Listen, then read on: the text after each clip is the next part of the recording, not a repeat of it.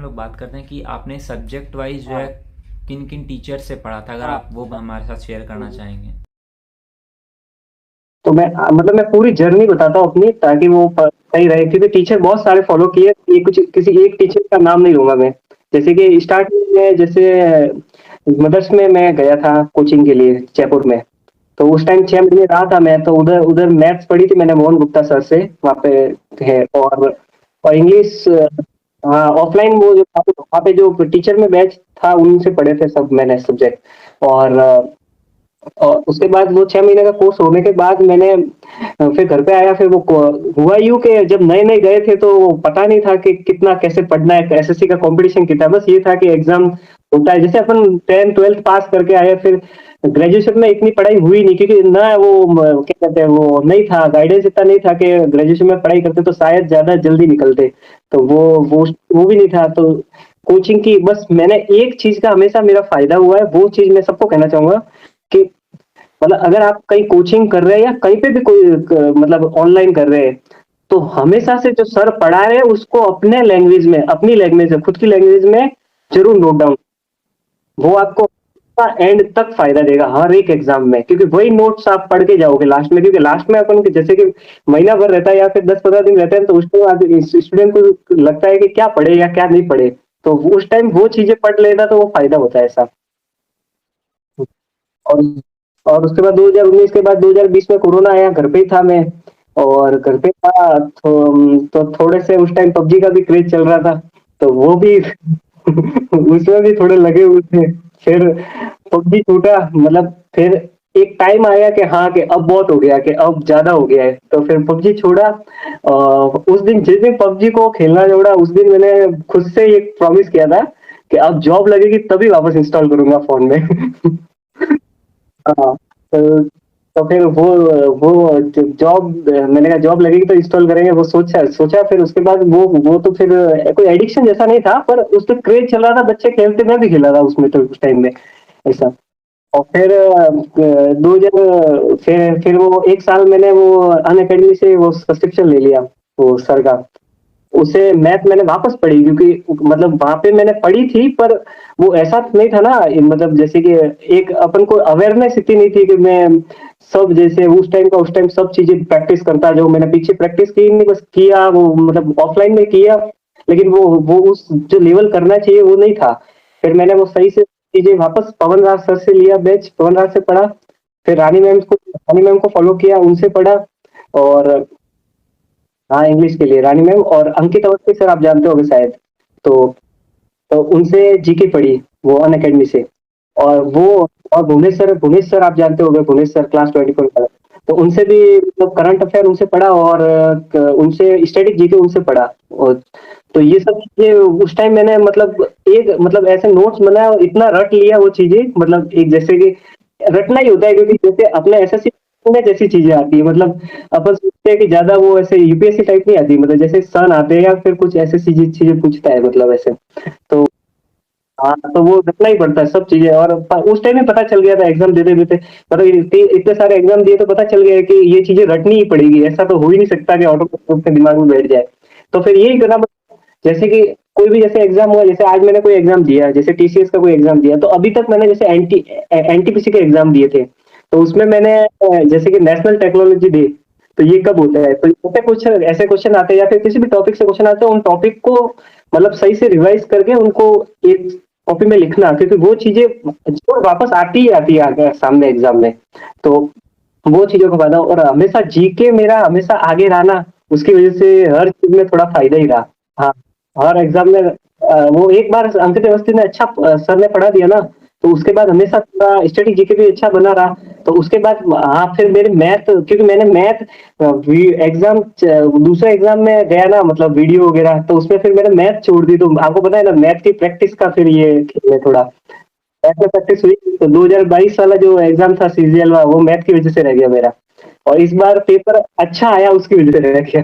वो हुआ सिस्टम। 2022 ज्यादा ही मतलब ऐसा, वो एनटीपीसी में मतलब अजमेर जोन से भरा था, अजमेर जोन की कट ऑफ भी बहुत अच्छी जाती है। तो वो उसमें नंबर रह रहे थोड़े थोड़े नंबर से रहा था, उसमें थोड़ा सा डिमोटिवेशन बहुत ज्यादा हुआ था 2022 में। फिर वो शादी होने के बाद थोड़ा मैं वाइफ ने बहुत हेल्प की मुझे, ऐसे मतलब एक स्केड्यूल फॉलो करने में सबसे ज्यादा।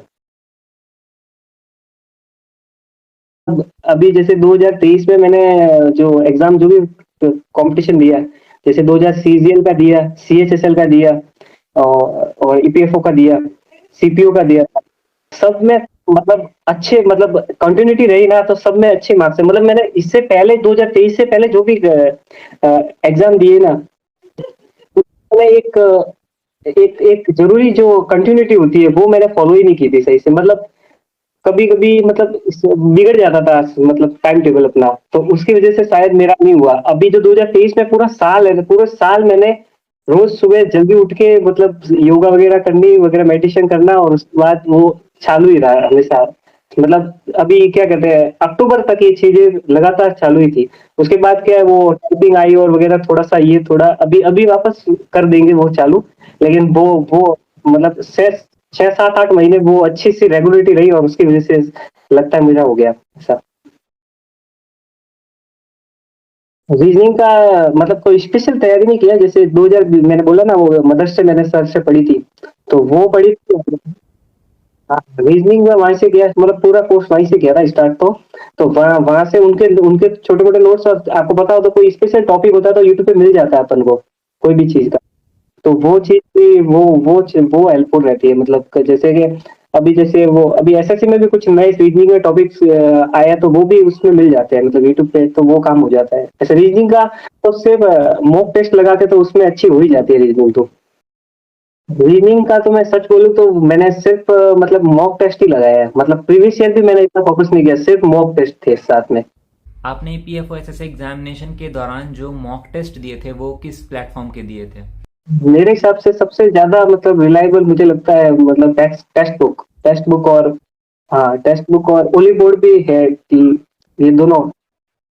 हाँ, big big special big book के लिए मैं है ना टेक्स्ट बुक कहूंगा, सजेस्ट करूंगा। और अगर अच्छा मतलब प्रिपरेशन हो गई है आपकी, मतलब जिसमें आपके मैथ में पकड़ हो गई है वगैरह, तो शायद मैं कहूंगा बायजूस के भी अच्छे है। मतलब फुल लेंथ कह रहा हूँ, जैसे मैं मेंस के देता था ना, तो मतलब अच्छे, अगर मुझे मुझे ऐसा लगता है मुझे अच्छे प्रिपरेशन, मतलब अच्छे मॉक देने हैं जिसमें टाइम मैनेजमेंट का लगे, तो मतलब बायजूस पे मुझे कैलकुलेटिव लगते थे। बायजूस है, और एक अपने रेमो सर के आते हैं ना सुपर मॉक्स, हाँ, उनके उनके मॉक्स भी कैलकुलेटिव अच्छे थे। ये ये मैं जिसमें बता रहा था, ये दोनों चीजें मैंने मैथ मैथ के लिए भी मैं यही कहना चाहूंगा। मतलब कैलकुलेटिव मैथ बायजूस पे और सुपर मॉक्स पे थोड़े अच्छे अच्छे आते हैं।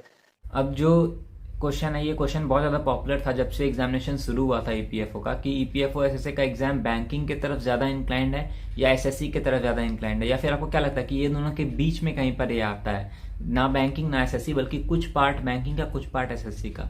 तो आपका क्या कहना है इस पे?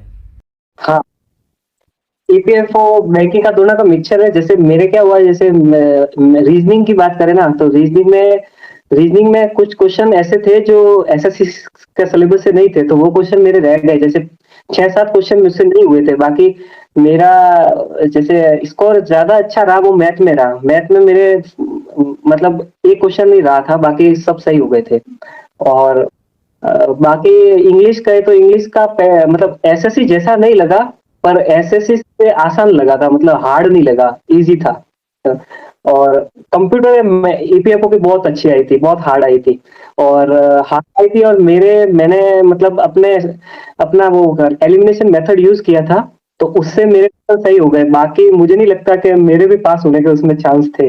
बाकी 3 क्वेश्चन आज तक मुझे उसमें मैं कर रहा था तब, ऐसा, क्योंकि मुझे पता था, क्योंकि कंप्यूटर में वो क्वालिफाइंग है, तो फिर मुझे मुझे पता था पास तो करनी पड़ेगी, नहीं तो बाकी कोई मतलब नहीं रह जाएगा। इसलिए फिर मैंने आगे क्वेश्चन को अटेम्प्ट किए फिर, ऐसा। आपका एग्ज़ामिनेशन किस शिफ्ट को था, यानी किस दिन कौन सा शिफ्ट था आपका एग्ज़ामिनेशन? मेरा 23 अगस्त को सेकंड शिफ्ट, लास्ट वाली शिफ्ट। और क्या लगता है आपको कि कौन सा शिफ्ट जो है सबसे डिफ़िकल्ट था, आपका शिफ्ट या फिर आपके बाद वाला जो शिफ्ट था वो? 23 का ही फर्स्ट शिफ्ट था मुझे लगता है, उसमें हार्ड क्वेश्चन थे। बाकी वो हमें पता नहीं चला ना, क्योंकि हम अंदर गए वो बाहर आए थे, तो इतना पता नहीं था।